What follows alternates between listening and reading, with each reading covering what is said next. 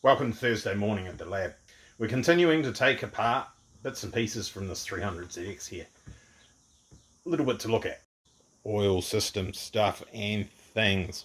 Not the cleanest bench in the world, taking this all apart. Risk of contamination of bits that we're dealing with. It doesn't matter. I know what was on the bits of paper. It's fine for what we're doing here. So what's happened is oil cooler been removed from the car. I've taken those fittings off. I'll be throwing those fittings away actually. That was a number of years. Look at that, that's been chafing on something. Yeehaw, it's not particularly thick pipe. Might have scratched that now. That was done a number of years ago. There's better ways to do it now. It was harder to get fittings in town. Locally it was a pain in the brain, but we're good for that now. So this is the remnants of some oil that was drained out of it's an ugly face, out of the oil cooler, out of the oil filter, and out of the oil pump. Just looking for debris, more contamination. We found a tiny little bit in the sump when we took that apart. Don't worry, all this has to be cleaned right. It's still got the sealant on there. I don't care if dust and crap gets in there right now, because there'll be a lot more when we take that sealant out, and then we'll be cleaning that. So far looking actually pretty good. They must have cleaned the oil cooler, at least in the oil lines, which is one way to do it, but it's not the right way to do it. You just replace the damn cooler. I know they didn't, because again there's more evidence of chafing and stuff, and you don't get that in 1000 Ks. And this is very, very thin here. Something's been rubbing on there, probably an air filter or something. It was going to blow a hole through that before long anyway, so hey, another thing that would have gone wrong and killed it. Oil filter actually looks very clean. It's good, no problems with that. I'm going to throw that in the bin. Obviously you can't reuse it, but I'm not going to bother holding on to it for argument's sake or whatever. So what happens is the pump, this pump here, sucks the oil through the pickup into here, through the gears, pressurizes it.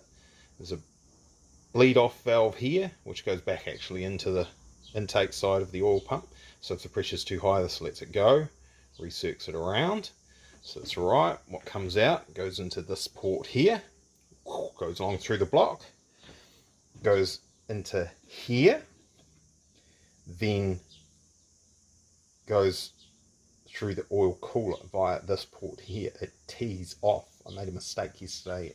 Just forgot basically how it was set up, and I said on our Facebook page that it goes through the filter before it goes through the cooler. It doesn't, so that makes it even worse. They didn't change the cooler. Some of the oil will bleed off here.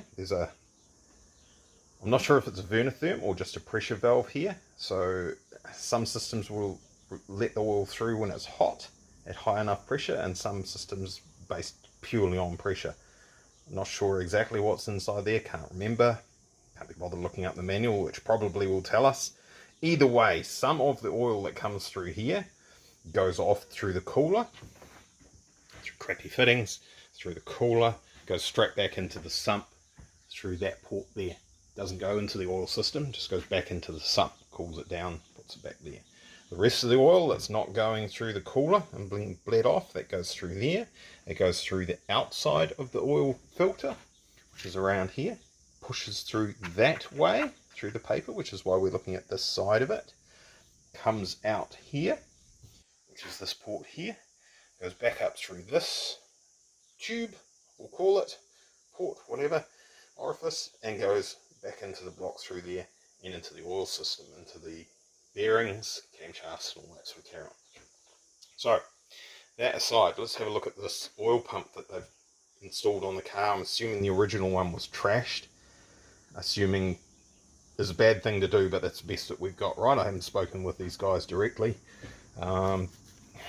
Looking at this plate, there is quite a lot of wear on that. That's definitely not a new oil pump.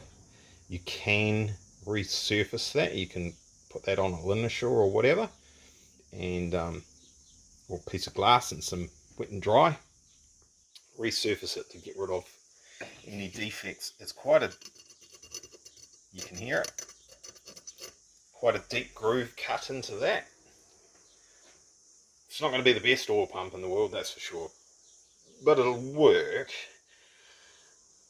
Looking at the gears though, see these marks here?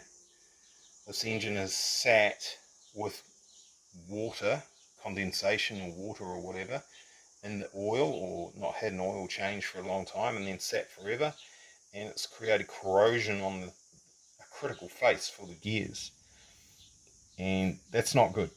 They need to be nice and shiny and smooth, like what you're seeing on this part of this gear here. That needs to be the whole way around on all of them. Obviously, if this has got nooks and crannies and holes and pits and all that sort of stuff with sharp edges on it, didn't want that to fall over, that's going to basically just chew into this while it's going around and around. It's going to eat into our oil pump plate, and it's just not going to last long. So this needs rectification.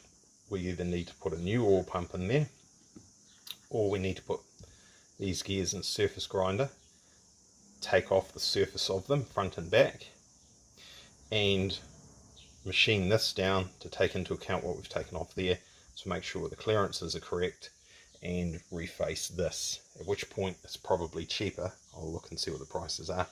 Just put a new pump in it, be done with it, make sure we're right, we're good. So just another thing that's not right. You get that. So just a comment someone made on the Facebook page. It's not malicious or bad intentions or anything like that, but somebody said that someone else had guessed that they hadn't cleaned out the oil cooler, and the comment, I'm not sure if it was taken the wrong way, it was kind of inferring that that's what's gone wrong, that's why we had problems with the motor. I don't believe that's the case. Like I've just shown you, there's no evidence that there was actually any contamination come out of the oil cooler. There could be. It's not a risk that you should leave it in there. Going forward from here, if we don't do anything with it, if we put it back in, there could be a lot of crap jammed in there that's just going to come out and it's going to eat up the oil pump.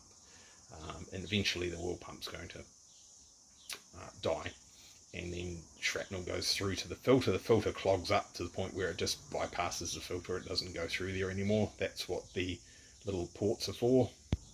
And there, that's those two little ball bearings that you see either side of the main port. If the filter clogs up and doesn't flow anymore, they push out of the way and allow oil to flow through the system, bypassing the filter. And then you would end up with a whole heap of crap going through your oil system, killing your bearings and all that sort of carry on. So that's not, I don't believe that's what's happened here at all. That's not what's happened. What's happened is they haven't cleaned out the heads properly, or the oil galleries and the heads, and the inside of the camshafts, etc., and the crap that was left behind in there. That's what's caused one variable cam timing system valve to jam, and then the other gear, which I still have to test, is jammed up. It's got crud inside it and it's not moving. It'll be stuck halfway advanced or retarded, or whichever way it goes, I don't remember. So the engine's not in pieces because they didn't clean out the oil filter, oil cooler. That's not actually what's happened here. The engine's in pieces primarily because the head gasket was blown, and then all these other issues have all been found along the way. Of course, if you go back and watch the initial video when I did a compression test, there was a problem that showed up there. That's what we're seeing here, is that they didn't clean the heads properly. That's where that issue comes up. Alright, it's Friday, moving along from wherever the heck we were earlier on in the video. Oil cooler's gone. There's a new one sitting on the bench. I know now why I did these fittings that I talked about earlier, that I said I'd throw in the bin, and I haven't yet. Hey, these are actually the wrong fittings from the top of that oil cooler anyway. It should be ORB style, not these ones. But never mind. So those were done because Nissan in their infinite wisdom made the hoses a funny size. Those fittings there, they are 9.9mm OD. So that's awesome when you're trying to do Imperial stuff, AN stuff. That actually doesn't line up with anything all that nicely. So that makes it a little bit tricky. It's pretty close to whatever, is it 3/8? Whatever these fittings here are. 3/8. It's pretty close to 3/8. A little bit too big. So you have to fiddle with those a little bit to get them to go onto these tubes. So I'll be doing that. Not for these ones that go back to the engine here. We'll probably just use the Z1 silicone oil hoses that we've got to go into the engine, saves fluffing around with all that stuff. They do have to weave their way through the complexities of the VG30 DETT and the engine bay for the Z32. That's a lot of words, digits, etc. On the front here, however, we'll convert those to AN style hoses because we have to be AN style fittings to go onto the oil cooler, so we have to adapt it anyway. So we'll go from,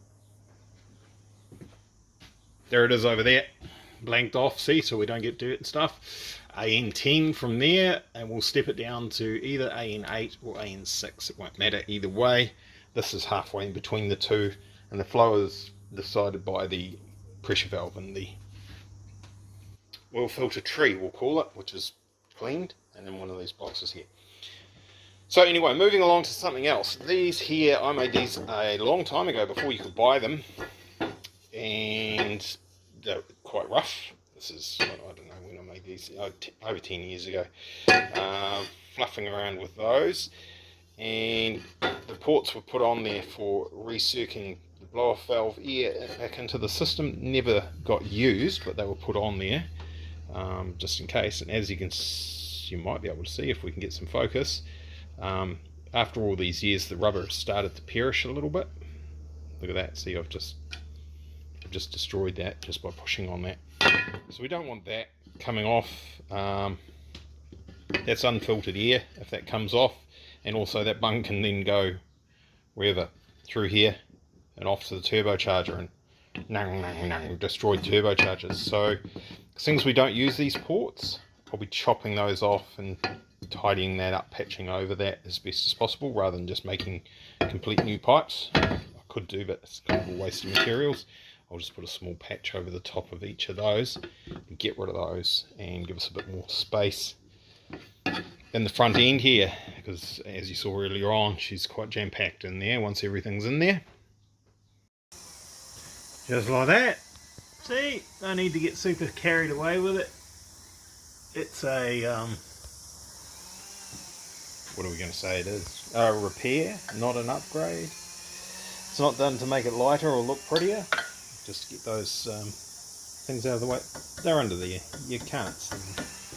So that's good, they're all cleaned up, beautiful. I'm not going to blank those because they only go as far as there. So before the engine goes in, you can quickly have a look inside them and make sure there's nothing there, and blast them with the air gun.